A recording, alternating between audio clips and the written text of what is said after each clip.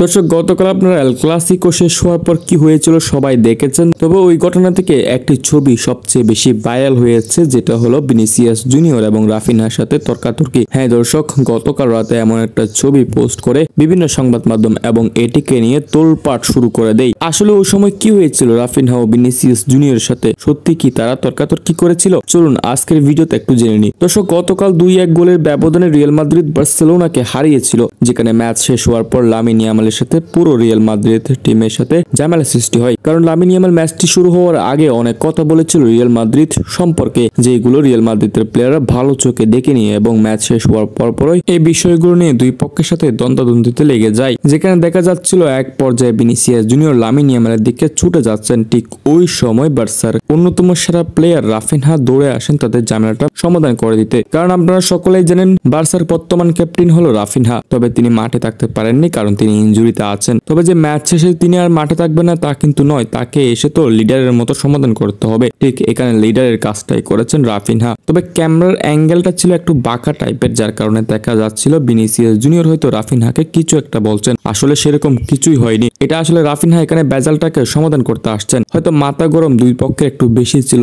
যার জন্য কিছু একটা কথা হয়েছিল।